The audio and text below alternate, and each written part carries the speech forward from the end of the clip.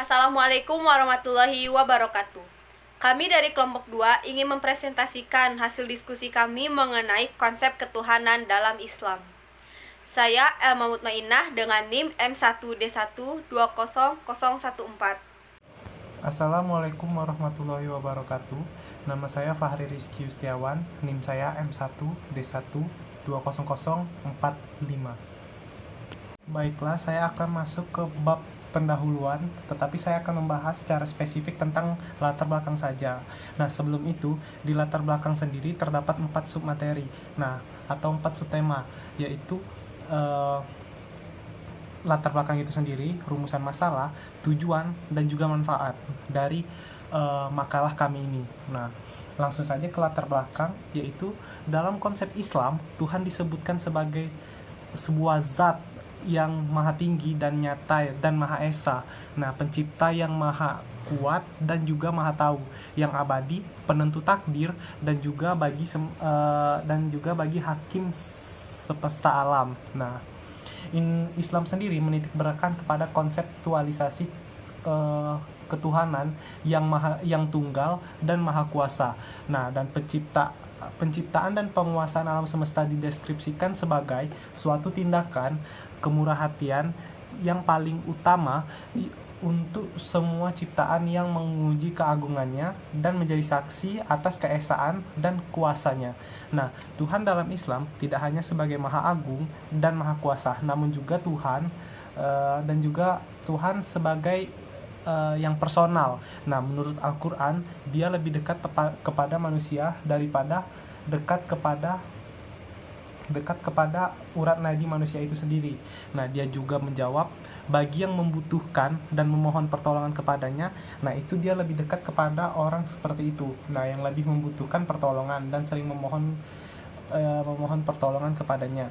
Nah, dari di atas itu semua, dia memandu manusia kepada jalan yang lurus, jalan yang diridai olehnya, yaitu Allah Subhanahu wa taala. Nah, untuk lebih memperdalam lagi mengenai konsep ketuhanan dalam Islam, nah kami akan menyajikan lewat makalah ini yang kami buat. Nah, dan akan kami lanjutkan lagi kepada yang kedua, rumusan masalah, dan selanjutnya dan pada bab pembahasan itu sendiri. Rumusan masalah. Pertama, bagaimana filsafat ketuhanan menurut Islam. Kedua, bagaimana cara meningkatkan keimanan ketakwaan kepada Allah SWT. Ketiga, bagaimana implementasi terhadap iman dan takwa. Tujuan penelitian. Yang pertama, mengetahui bagaimana filsafat ketuhanan dalam syariat Islam. Kedua, mengetahui cara meningkatkan keimanan dan ketakwaan kepada Allah SWT. Ketiga, mengetahui apa saja implementasi yang bisa kita lakukan terhadap iman dan takwa. Assalamualaikum warahmatullahi wabarakatuh. Perkenalkan, saya Sindu Sanjaya dengan M1D1 20034. Dalam kesempatan kali ini saya akan mempresentasikan salah satu bagian dari pembahasan mengenai konsep ketuhanan menurut Islam, yaitu dalam bab pembahasan mengenai filsafat ketuhanan menurut Islam. Selain itu, saya juga akan menyampaikan mengenai manfaat dari penyampaian saya ini atau presentasi serta hasil penelitian kami ini. Yang pertama adalah mengenai manfaat apa sih yang kita peroleh ketika kita mempelajari bab mengenai konsep ketuhanan dalam Islam. Ada beberapa manfaat yang kita harapkan. Yang pertama adalah tentu mengetahui bagaimana sih konsep ketuhanan menurut Islam itu sendiri, yang pertama. Yang kedua adalah setelah kita mengetahui, tentu kita akan sadar, saya mengharapkan kita semua akan sadar bagaimana sih konsep dan juga ketuhanan kepada Allah Subhanahu wa taala. Dan yang ketiga, setelah kita sadar, tentu kita ingin mengimplementasikan nilai-nilai konsep ketuhanan itu dalam keimanan dan juga ketakwaan kita kepada Allah Subhanahu wa taala. Saya ulangi lagi, yang pertama diharapkan dalam hal ini kita akan mengetahui, kemudian sadar, dan yang ketiga adalah mengimplementasikan nilai-nilai dari konsep ketuhanan terhadap perilaku dan iman ketakwaan kita dalam kehidupan sehari-hari.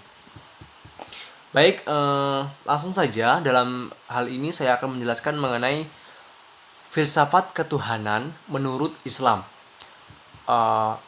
perlu saya sampaikan kembali lagi kepada teman-teman bahwa filsafat ketuhanan menurut Islam, saya garis bawahi menurut Islam, filsafat diartikan itu sebagai sebuah kerangka berpikir ataupun pemikiran yang menjadi dasar gitu kan. Filsafat itu adalah dasar pemikiran kita.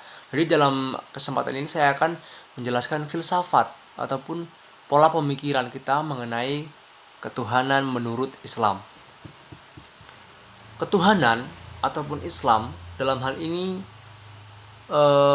adalah sesuatu yang dibesarkan ataupun dianggap penting oleh umat manusia. Itu adalah salah satu potongan kata dalam Al-Quran, yaitu ilah, yang artinya selalu digunakan dalam Al-Quran untuk objek yang penting dan juga dibesarkan oleh umat manusia. Tuhan ilah artinya adalah sesuatu yang penting dianggap oleh manusia, kemudian merelakan untuk dikuasai olehnya. Maksudnya dikuasai olehnya ini memiliki arti yang sangat luas sekali. Mengapa saya katakan sangat luas sekali? Bahwasanya dikuasai olehnya itu artinya kita mencintai, kemudian kita memujanya, kemudian dan juga diharapkan akan memberikan kemaslahatan, kemudian kebahagiaan, dan juga akan ada hal yang kita takuti apabila kita tidak menuruti apa yang diajarkan atau yang diperintahkan olehnya yaitu adalah Tuhan. Konsep Tuhan ataupun filsafat Tuhan dalam Islam adalah tentu Allah Subhanahu wa Ta'ala. Dan pada perkembangan zamannya, pada dasarnya konsep ketuhanan ini ataupun filsafat ketuhanan telah mengalami perkembangan yang sangat begitu pesat.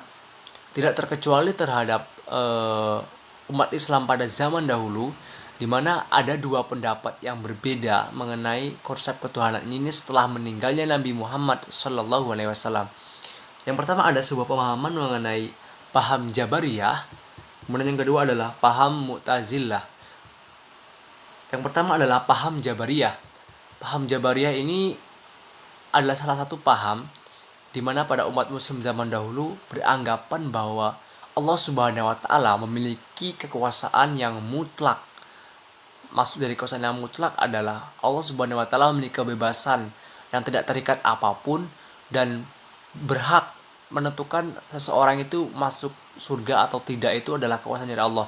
Baik orang baik bisa dimasukkan ke surga ataupun orang jahat bisa juga dimasukkan ke surga. Itu merupakan hal yang tidak terikat dari Allah Subhanahu wa Ta'ala. Berbeda dengan paham Mu'tazilah, di mana Allah Subhanahu wa Ta'ala memiliki kewajiban untuk memasukkan orang yang baik ke dalam surga dan orang jahat ke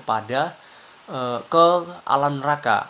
Dan dalam paham ini menimbulkan bahwa manusia itu memiliki kedudukan yang kuat dalam hal ini, di mana beranggapan bahwa Allah Subhanahu wa Ta'ala itu memiliki kewajiban. Namun di lain sisi, setelah saya menjelaskan mengenai dua contoh pemahaman ketuhanan ataupun filsafat ketuhanan menurut umat Islam itu sendiri pada zaman dahulu, tentu hal yang tidak benar, karena konsep ketuhanan ataupun filsafat ketuhanan yang didasarkan atas pemikiran, pengamatan, serta pengalaman dari umat manusia tidaklah dibenarkan. Karena pada dasarnya hal yang paling benar adalah ajaran yang turun langsung dari Allah Subhanahu wa Ta'ala melalui firman-Nya yang disampaikan oleh Nabi dan juga Rasul, mulai dari Rasul kita yaitu Adam, kemudian sampai dengan Nabi dan Rasul terakhir kita adalah Nabi Muhammad SAW. Nah, dalam hal ini Allah Subhanahu wa Ta'ala dalam firman-Nya telah banyak sekali menerangkan bahwa Tuhan itu hanyalah satu, yaitu Allah Subhanahu wa Ta'ala. Selain itu, ada sebuah potongan kalimat di mana salah satu ketika kita ingin masuk Islam sebagai contoh adalah la ilaha illallah, yang artinya aku bersaksi tiada Tuhan selain Allah gitu kan. La ilaha illallah itu adalah tiada Tuhan selain Allah gitu kan. La ilaha illallah artinya tidak Tuhan selain Allah. Dari kata tersebut sangat jelas bahwa Tuhan hanyalah satu, yaitu Allah Subhanahu wa taala. Dan hal yang paling utama dalam pembahasan saya ini adalah bahwa Tuhan ataupun Allah itu hanyalah satu dan juga memiliki agama yang hanya dipeluk satu, yaitu Islam. Dan menurut wahyu yang turun langsung dari Al-Quran itu sangat banyak sekali sebenarnya dijelaskan dalam Al-Quran, namun saya hanya akan menjelaskan ataupun menyampaikan beberapa. Yang pertama dalam Quran surah Al-Anbiya ayat 92, yang artinya sesungguhnya agama yang diturunkan Allah adalah satu, yaitu agama tauhid. Oleh karena itu, seharusnya manusia menganut satu agama, tetapi manusia telah terpecah belah. Mereka akan kembali kepada Allah dan Allah akan menghakimi mereka. Dari ayat tersebut sangat jelas bahwa pemikiran filsafat ketuhanan yang didasarkan atas pemikiran dan pengamatan manusia tidaklah tepat. Namun yang paling tepat adalah Allah Subhanahu wa taala, ataupun melalui firman-Nya itu sendiri, ataupun melalui wahyu-wahyunya. Selain itu, dalam Quran surah Al-Maidah ayat 72 juga telah dijelaskan di mana Al-Masih yang pada intinya menyampaikan bahwa untuk keseruan kepada kaum Bani Israel untuk menyembah Tuhan tidak selain Allah, karena hanya neraka bagi mereka dan surga tidak pantas bagi mereka. Kemudian apabila berbahas mengenai Tuhan ini, kita sering bertanya-tanya mengenai wujud adanya Tuhan. Wujud adanya Tuhan itu seperti apa? Kita tidak pernah tahu. Saya ingin menyampaikan beberapa hal. Yang pertama adalah mengenai fitrah. Telah disampaikan oleh kelompok satu sebelumnya mengenai fitrah manusia dalam beragama. Pada dasarnya setiap manusia itu memiliki fitrah. Fitrah di sini dalam wujud di mana setiap manusia itu dibekali akal dan juga perasaan, di mana manusia ini dibekali oleh sebuah perasaan ataupun naluri, di mana manusia cenderung menginginkan sosok yang sangat kuat dan tidak memiliki batas. Sebagai contoh, ketika manusia sedang bersedih ataupun sedang mengalami musibah, mereka akan berpikir untuk meminta sebuah pertolongan terhadap Tuhan ataupun sesuatu yang tidak memiliki batas dalam hal apapun. Itu adalah satu fitrah bahwa bentuk dari Tuhan itu ada. Kemudian yang kedua adalah akal. Nah, kenapa akal termasuk salah satu wujud dari adanya Tuhan? Karena dengan akal ini, setiap manusia itu Allah tidak pernah membatasi kepada setiap manusia untuk mengetahui sifat dan juga kebesarannya. Namun Allah tidak menutupi manusia untuk mengetahuinya. Mengapa saya katakan seperti itu? Ketika seorang manusia mencari, kemudian mempelajari alam ciptaan Allah Subhanahu wa taala, maka mereka akan menyadari betapa besarnya kesempurnaan dari Tuhan itu sendiri. Sebagai contoh adalah setiap makhluk hidup diciptakan secara berbeda-beda, memiliki bentuk yang berbeda-beda. Tentu Allah Subhanahu wa taala sudah merencanakan hal tersebut. Sudah merupakan eksistensi dari Tuhan kita, yaitu Allah Subhanahu wa taala. Dan itu adalah satu bentuk wujud adanya Tuhan, yaitu dengan menunjukkan ciptaan, yaitu berupa akal. Kemudian yang ketiga adalah kesempurnaan. Allah tidak akan memberikan kesempurnaan kepada bumi ini tentunya. Dimana maksud saya adalah seperti ini. Bumi diciptakan sebegitu sempurnanya sehingga manusia bisa menikmati oksigen, kemudian manusia bisa mempelajari segala apapun yang di dalam alam semesta. Hal tersebut merupakan bentuk kesempurnaan dari Allah Subhanahu wa taala. Kemudian yang keempat adalah perbandingan ukuran yang tepat. Apa maksud dari perbandingan ukuran yang tepat? Bahwa Allah telah mengukur semua yang ada di bumi, semua yang ada di dunia ini sangat tepat. Kita bayangkan saja, para ilmuwan tidak akan pernah bisa menghitung apapun yang dialami dan menciptakan rumus-rumus apabila segala sesuatu yang Allah ciptakan itu tidak tepat dan juga ukurannya tidak sama ataupun sudah tidak ditentukan oleh Allah Subhanahu wa taala. Maka dari hal tersebut sangat jelas bahwa Tuhan kita hanyalah Allah Subhanahu wa taala.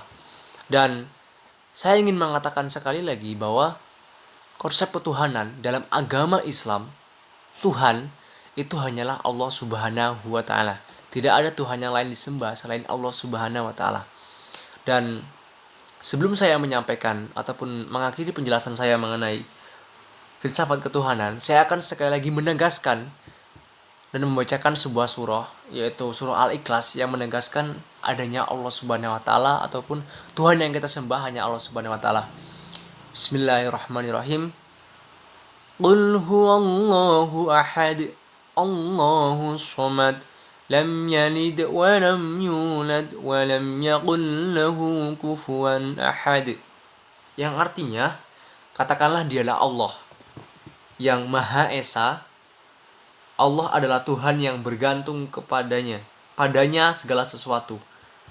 Dia tidak beranak dan tiada pula diperanakkan, dan tidak seorang pun yang setara dengan dia. Dari arti tersebut sangat jelas bahwa Tuhan semesta alam hanyalah Allah Subhanahu wa taala. Baik, terima kasih saya sampaikan. Itu saja yang bisa saya sampaikan. Semoga penyampaian saya mengenai filsafat ketuhanan menurut Islam ini bisa dipahami oleh kawan-kawan dan juga teman-teman sekalian.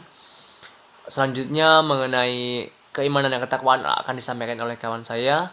Kurang lebihnya saya mohon maaf. Saya akhiri. Wassalamualaikum warahmatullahi wabarakatuh. Assalamualaikum warahmatullahi wabarakatuh. Perkenalkan, nama saya Algis Dawerawati dari Prodi Teknik Lingkungan, NIM M1D1200023. Di sini saya akan menjelaskan pembahasan yang C, yaitu implementasi iman dan takwa. Nah, di sini saya akan melanjutkan pembahasan yang C, yaitu implementasi iman dan takwa. Nah, iman yakni percaya dan cinta kepada ajaran Allah dan Rasul-Nya, yaitu Al-Quran As-Sunnah. Lalu takwa. Takwa berasal dari kata bahasa yaitu waqa yaqi waqi'ah, yaitu melindungi, menjaga, mempertaruhkan, dan menjauhi. Kata takwa berarti menjalankan apa yang diperintahkan Allah Subhanahu wa taala menjadi sebagian apa yang dilarangnya. Nah, hubungan iman dan takwa itu di mana keimanan dan ketakwaan merupakan dua hal yang tidak dapat dipisahkan. Nah, iman merupakan fondasi awal yang harus diwujudkan dalam bentuk takwa. Nah, orang yang bertakwa itu orang yang beriman, yang berpandang dan bersikap hidup dengan ajaran Allah Subhanahu wa taala menurut sunnah Rasul, yakni orang yang menjalankan sholat sebagai upaya pembinaan dan menafkahi rezekinya untuk mendukung tegaknya ajaran Allah. Nah, dengan demikian, beriman kepada Allah Subhanahu wa taala, kita senantiasa diberikan ketenangan hati dan ketentraman jiwa. Seringkali kita dilanda oleh rasa duka yang serta gelisah. Juga diberi cobaan rasa keraguan dan keseimbangan. Orang yang beriman akan cobaan rasa keraguan dan kebimbangan orang yang beriman akan memiliki keseimbangan jiwa serta tentram atau mutmaninah dan jiwa tenang dan sakinah. Nah, peranan iman dan takwa dalam kehidupan sehari-hari. Yang pertama ada iman. Iman melenyapkan kepercayaan, kekuasaan, atau syirik. Yang kedua, iman menanamkan semangat berani menghadapi masalah dan maut. Dan yang ketiga, iman dapat melahirkan sifat ikhlas. Lalu yang kedua, takwa memperbanyak membaca Al-Quran dan memahaminya, memperbanyak amal soleh, dan memperbanyak ibadah, yaitu sholat 5 waktu. Assalamualaikum warahmatullahi wabarakatuh. Perkenalkan, nama saya Muhammad Ferensyah, NIM M1D1200025. C. Implementasi iman dan ketakwaan. Dengan beriman kepada Allah Subhanahu wa taala, kita akan senantiasa diberi ketenangan hati dan ketentraman jiwa. Kita sering dilanda dengan rasa duka dan rasa gelisah. Tak jarang kita dicoba dengan rasa keraguan dan rasa kebimbangan. Namun bagi mereka, orang-orang yang senantiasa beriman dan bertakwa kepada Allah Subhanahu wa taala, mereka akan memiliki keseimbangan jiwa. Jiwa mereka akan selalu tentram dan tenang. Adapun kesimpulan dari makalah kelompok kami ini adalah, dalam ajaran Islam diajarkan kalimat La ilaha illallah. Susunan kalimat tersebut dimulai dengan peniadaan, yaitu tiada Tuhan. Kemudian baru diikuti dengan suatu penegasan, melainkan Allah. Hal ini berarti bahwa seorang muslim harus membersihkan dari segala macam Tuhan terlebih dahulu. Yang ada dalam hatinya hanya satu Tuhan yang bernama Allah. Kemudian yang dimaksud dengan konsep ketuhanan menurut pemikiran manusia adalah konsep yang didasarkan atas hasil pemikiran, baik melalui pengalaman lahirlah maupun batiniah, baik yang bersifat penelitian rasional maupun pengalaman batin. Implementasi iman dan takwa dalam kehidupan modern sangat besar. Jika kita memiliki iman dan takwa yang kuat, niscaya kita senantiasa hanya berserah diri dan memohon kepada Allah Subhanahu wa taala.